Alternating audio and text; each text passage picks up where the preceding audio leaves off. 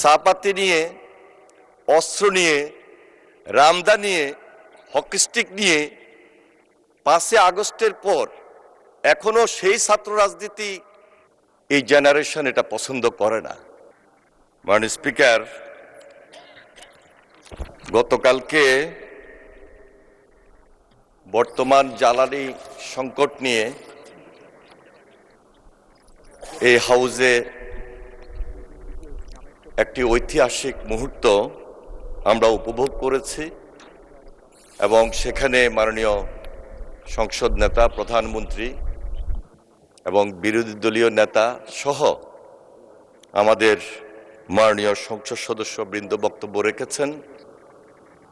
এই কথাটি আমি এই জন্যই বলেছি যে এটি গণতন্ত্রের সৌন্দর্য। মাননীয় স্পিকার, আমি সেজন্য মাননীয় প্রধানমন্ত্রী, বিরোধী দলীয় নেতা সহ উপস্থিত সংসদ সদস্যবৃন্দকে আন্তরিকভাবে মোবারকবাদ জানাই এবং ধন্যবাদ জানাই।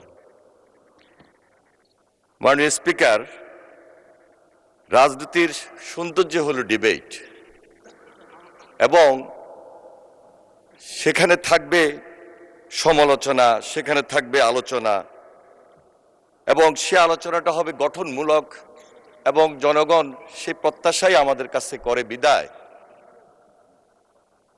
এই যে জুলাই সর্বশেষ এই আন্দোলনে আমাদের প্রতি প্রত্যাশা অনেক বেড়ে গিয়েছে। আজকে আমরা এই পার্লামেন্টে অথবা রাজনৈতিক মঞ্চে কেউ অশালীন বক্তব্য রাখবো, এ দেশের মানুষ তো পছন্দ করেই না। এই প্রজন্ম আমাদের কাছে তা কোনোভাবেই প্রত্যাশাও করে না, চায়ও না।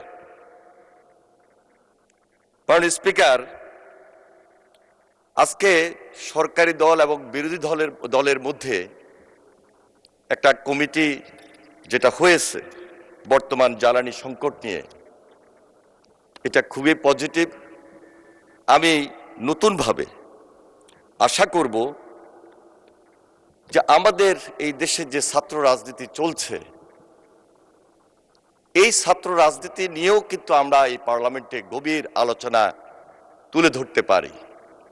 কারণ এখনো যে ছাত্র রাজনীতিটা আমরা গত 2-3 দিন যাবৎ লক্ষ্য করছি, এই জেনারেশন এটা পছন্দ করে না।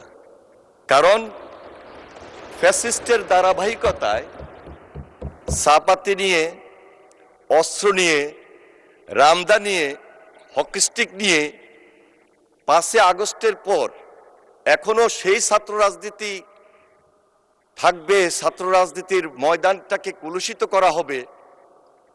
সুতরাং আমি মনে করি যেভাবে বর্তমান জ্বালানি সংকট নিয়ে একটা ঐতিহাসিক আলোচনা এই পার্লামেন্ট হয়েছে, ছাত্র রাজনীতি নিয়েও একটি আলোচনার পদক্ষেপ নেওয়া যেতে পারে। মাননীয় স্পিকার, মাননীয় স্পিকার, দেশে যেমন জ্বালানি সংকট, তেমনি বৈশ্বিক অস্থিরতা এবং এই অস্থিরতার মধ্যে মাননীয় প্রধানমন্ত্রী জনাব তারেক রহমান, তিনি যেইভাবে দক্ষতার সহিত এবং একটি স্থিতিশীল পরিবেশ তৈরি করে দেশের নেতৃত্ব দিয়ে যাচ্ছেন, আজকে বাংলাদেশের ইতিহাসে এই অধ্যায়টি বিরল এবং এই জায়গাটাকে কেউ কেউ হয়তোবা বিভিন্ন দিক থেকে চেষ্টা করবে যেন এই পরিবেশটা যেন বজায় না থাকে।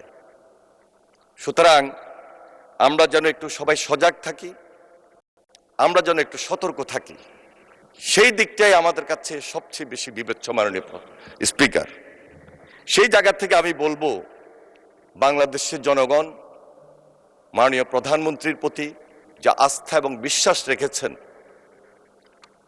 এবং এই নির্বাচনে সেটি হলো তার উজ্জ্বল দৃষ্টান্ত এবং সেটি এদেশের মানুষ প্রমাণও করেছেন।